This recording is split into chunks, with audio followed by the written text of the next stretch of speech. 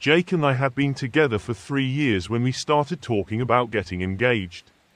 We both loved antiques. You know, items with history and stories embedded in them. Every weekend, we'd hunt together through antique shops and estate sales, searching for all sorts of forgotten treasures. That's how we found the ring. The perfect ring, at least that's how it felt then. It sat in a locked case at Madame Eloise's shop downtown, a deep blue sapphire set in an intricate gold band with delicate filigree. Art Deco, unique, perfect. I knew it immediately. Jake, ever the romantic, insisted on buying it then and there. He shooed me from the store, promising to make it special. 2 weeks later, on a warm evening, he led me to our favorite park bench beneath the willow tree we always loved.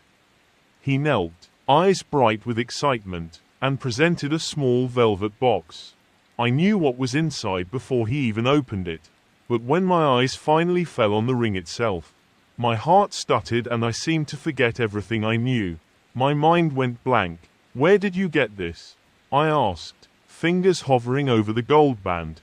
Jake grinned. "You know where." And I did know, of course. My brain was just temporarily mush. I guess it was the ring from Madame Eloise's shop. But inside the band, something new gleamed under the lamplight, an engraving. LM and JC. I ran my thumb over the initials. Lucy M and Jake C. Jake shrugged. It was already there. Fate, right? The night air seemed to press around us. Something cold curled in my stomach. "What are the odds?" I whispered. "I'm not a statistician." Jake laughed. "But I think it was meant to be." We drank champagne under the willow, and I fell asleep that night with the ring on my finger, feeling like the luckiest woman alive. Then the nightmares started. I dreamed of a bride in a blood-spattered church, sobbing behind her veil. When she turned to face me, her face was bruised and tear-streaked. I woke gasping for air, my chest feeling like it was about to explode.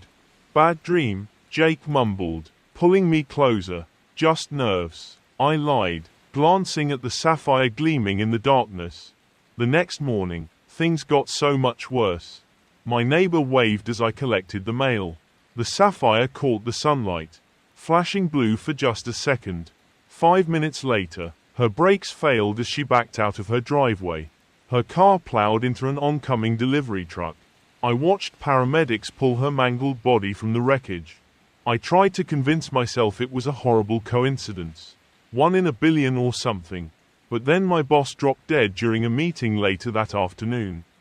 Just moments after complimenting my ring. "An aneurysm," they said. I saw how his eyes fixed on the sapphire right before blood trickled from his ears. Deep down, I knew I had been cursed by the ring I loved so much. I had become a walking omen of death. On my way home that night, still in shock, I witnessed a man glance at me, then climb up to the ledge of my apartment building and jump without hesitation. The thud his body made when it hit the pavement will haunt me forever.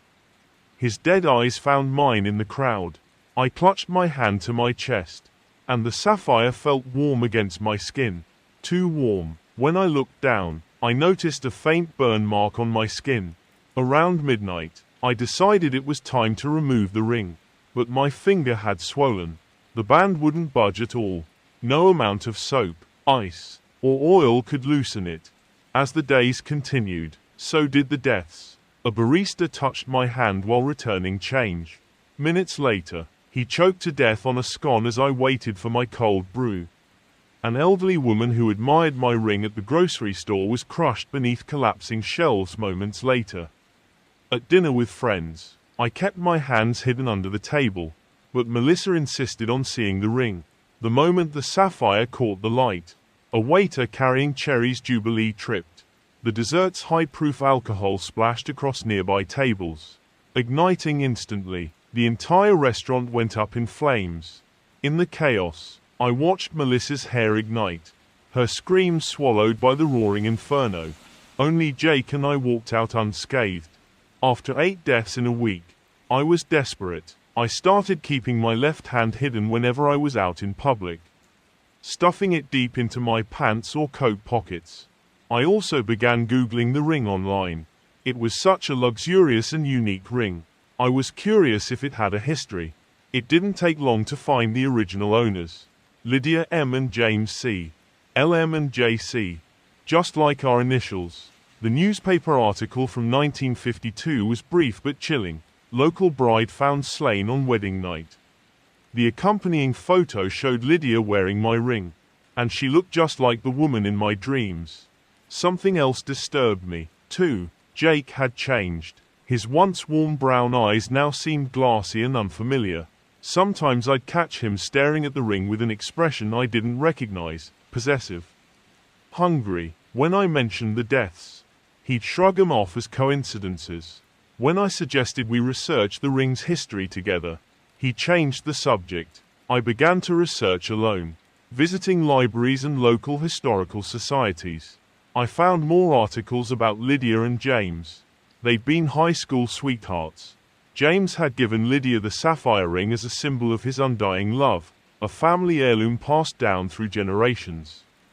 But on their wedding night, something had gone terribly wrong. The police found Lydia's body in their honeymoon suite, strangled. James was nowhere to be found. For weeks, the papers speculated about his whereabouts. Had he killed his bride and fled? Had they both been victims of a robbery gone wrong? 6 months later, James's body washed up on a riverbank 50 miles downstream from the bridge where his car had been found abandoned. His death was ruled a suicide. In my search, I discovered an old woman who claimed to be Lydia's cousin. She lived in a nursing home on the outskirts of town. When I visited her, she recognized the ring immediately. "You need to get rid of it," she whispered, her papery hand clutching mine. It was cursed by James's great-grandmother, a woman scorned. She wanted revenge on the family that had rejected her, so she placed a curse on the ring. It brings death to anyone who sees it, except for the wearer and the beloved. She leaned closer. "But there's a price for that protection." "What price?" I asked. "I think your souls," she said. "I can't be certain. I only know James wasn't himself after he gave Lydia that ring. It changed both of them over time. The night he killed her, his eyes were different. I had seen them myself. Empty, like he was staring through a window. Like Jake's eyes now. The old woman told me how to remove the ring. It had to be done on a new moon. There was a mixture I needed to prepare, herbs and oils and other things I won't mention here. The process would be painful, but it was the only way. The next new moon, I prepared everything as I was told. Jake watched with those unfamiliar, glassy eyes as I submerged my hand in the mixture. The pain was excruciating, my skin blistered on contact, but it worked. The ring loosened. With one final, agonizing pull, I wrenched the ring free. My finger came with it, severed cleanly at the knuckle. Blood poured from the wound, but I felt only relief as the sapphire glowed with rage. Jake lunged for the ring, but I was faster. I dropped it into a cloth bag and tied it with red thread 7 times exactly as instructed. We drove to the old bridge at the edge of town. The bag seemed to get heavier with each mile, and I could swear I heard scratching coming from inside it.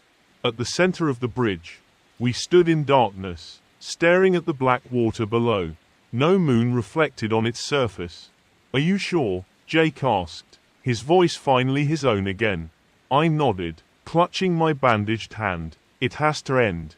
He held the bag over the railing. For a moment, it seemed like he couldn't let go, like the bag was stuck to his hand.